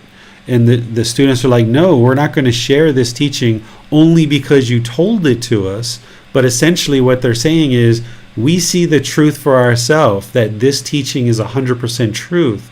We're not going to just share this teaching and speak about this teaching because you told us about this teaching, but instead we've penetrated it with wisdom. We see the truth for ourselves. We share this teaching because we know it to be true. That's what they're essentially getting to. And then number 5, would you speak thus? Our aesthetic says this. Essentially, some other student told you about dependent origination, so therefore you're only going to share it because someone else told you about it. And the monks that he's talking to say, no, Venerable Sir, that's not why we would essentially discuss this or share this, but instead they see it as truth. They see the real wisdom. Monks, knowing and seeing in this way, would you acknowledge another teacher? Because the Buddha knows that he's the only one sharing dependent origination and being able to put together all those causes and conditions. If somebody sees very clearly dependent origination and they have penetrated it very deeply to get to that first stage of enlightenment, then the Buddha says, would you acknowledge any other teacher? And then they say no, because we see the truth in the wisdom that you're sharing with us, essentially. Then he says, knowing and seeing this way about dependent origination, would you return to observances, those intense debates and superstitious rites of various aesthetics and Brahman, considering those to be the most important aspects of this holy life? And of course, they say no, because we understand what's keeping the mind in the unenlightened state is this ignorance, this unknowing of true reality. And the only thing that's going to fix that is transforming it to wisdom. These superstitious rites and rituals, these intense debates of who's right and who's wrong, someone who understands these teachings isn't going to resort to those kind of things. So here his students say, no, we're not going to go back to those superstitious rites and rituals, because we see the truth that it's ignorance that's keeping our mind in this cycle of rebirth, in this unenlightened state. So we can't transform that with rites and rituals. And then 8, monks, do you speak only of what you have known, seen, and understood for yourselves? In other words, are you not believing me, right? You're not believing what I said, but instead you've investigated this and you've penetrated it and you can see it with your own eyes. And then they say, yes, venerable sir, right? So they're not believing him, but they know it, see it, and understand it for themselves. And then that's where he finishes it up with saying, okay, his teachings are visible here and now. They're immediately effective, inviting inspection. Come look at the teachings, examine them for yourself. Because he knows that somebody can investigate these teachings and see the truth just like he did. He saw the truth. He didn't believe these teachings, but he acquired this wisdom. And by his students acquiring this wisdom and not believing it, then they can also know the truth and bring an end to discontentedness as well. So questions on this last chapter of today's class? Go to Ali for her question. Teacher David, can you explain what the word inwardly confused? Yes, inwardly confused is like the mind being confused about what it's understanding or trying to understand. So inside the mind being confused. Got it. Thank you. Yep. There doesn't appear to be any more questions. I see Basam has a hand up. Oh, yes, you're right. Yes, we have a question on Facebook from Yuma. Sir, after learning the teachings of the Buddha, why we find so many hurdles in reaching the destination? Like there are many stages to attain enlightenment. Continuous effort will be helpful, or does complacency happens due to one's residual cravings? So learning the teachings of the Buddha is one thing, but reflecting on them and practicing them to be able to see the truth and acquire wisdom is completely different. So a practitioner can learn the teachings straightforward enough perhaps, but then moving that into reflection and practice to actually improve the condition of the mind, that's where the real work is. There's a lot of work in learning them, but there's even more work in actually practicing them. And this is where the mind struggles and has difficulties, but that's also where you can understand that it's a gradual progression, that you don't need to be enlightened today. You don't need to be enlightened tomorrow or next week or next month, but instead you work on this continuously throughout your life, and you gradually get help, you gradually seek guidance, you gradually learn and reflect and practice these teachings to improve the condition of the mind.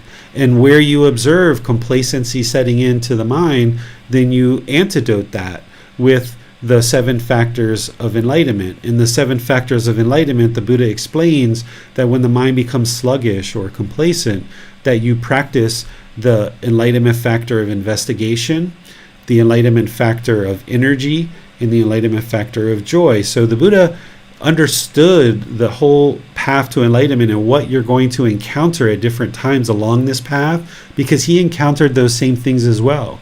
He encountered complacency along the path. He encountered times where his mind was really excited because he had discovered and realized certain aspects of the teachings, and he got really excited about that. So he understood how to draw the mind into the middle and really train it to be disciplined. So he's given us all the tools that we need, but the mind needs to be dedicated and determined and diligent to gradually practice. The problem that a lot of people experience is that they want to be enlightened so bad. They crave that peacefulness. And then when they're not experiencing that enlightenment, then they get disgruntled and they have despair and they have more sorrow. So you've got to let that go. You can't even crave enlightenment itself. You have to eliminate all craving, desire, attachment, even craving for enlightenment, and instead pursue it as a goal, an objective, and an interest, and just gradually work at it piece by piece by piece. But also don't get complacent and make sure that you're working on it as a comprehensive practice and gradually moving towards the goal. Well, we have a question from Parikshit. Venerable teacher, does the stream enterer seize the dependent origination sequentially, instantly, or they are able to understand it after they come out of concentration and reflecting upon that? A stream enterer is going to understand this dependent origination. They're going to understand the 12 causes and conditions, what each one of them are, and that one leads to the next. So if you look at chapter 14 of this book, same volume 5, I explain it step by step, and the Buddha does too. The Buddha explains it in his words, which are much more detailed than what I share. But in chapter 14, I have the Buddha's words, and then I explain it afterwards, adding some more understanding to help you further understand it. So you will need to understand this in order to get to stream entry, because as I shared in the analogy, is the Buddha is setting you up with all the tools to get to base camp of Mount Everest so that you can plot your steps to the summit of Mount Everest. And if you don't have all the tools and all the equipment that you need to get to the summit, you're not going to get to the summit. And one of the tools that you need in order to get to that first stage of enlightenment and thus make your journey the rest of the way to enlightenment is you need to understand dependent origination, all the 12 individual steps, and how one leads to the next. And in chapter 14 of volume 5, you'll see that. Thanks, teacher. No more questions. All right. Anything else from you, Manal? That would be all, Teacher David. All right. So in our next class, we're going to be finishing up this book, Volume 5, The First Stage of Enlightenment, Stream Entry. What we're going to do is go from chapters 41 all the way to the end, which is chapter 53. So it's about 12 chapters that we'll cover this week. Maybe 12 or 13, something like that. So be sure to read those before class, maybe before and after class. That way when you come to class, you're more informed. But if for some reason you weren't able to get to it, you didn't prioritize it in your life, then still come to class because we'll have a good interactive discussion together. But if you read before and or after, it will really help you to progress on this path. Tomorrow in the group learning program, we're going to be in Volume 1, Chapter 16, which is Dissolving the Ego. The ego serves no purpose. Here I'm going to dive really deeply into personal existence view and how to realize non-self, which is really important for the first stage of enlightenment. And we're going to talk about eliminating the fetter of conceit, which is one of the higher fetters in order to get to enlightenment. So in that talk tomorrow, I'm going to be discussing 2 specific fetters. The first one, personal existence view, and the 8th one, which is conceit. And both of those need to be eliminated to get to enlightenment, but specifically for the first stage of enlightenment, we need to eliminate personal existence view. So we'll be discussing that in our class tomorrow. And then on Wednesday, we'll be doing our meditation, which is loving kindness meditation this week. So I'll see you either next Saturday for the remaining part of this book, or perhaps Sunday and Wednesday for our group learning program as well. Maybe I'll see you all of those days. So in the meantime, have a lovely rest of your day. We'll see you in a future class. Sawadee krap.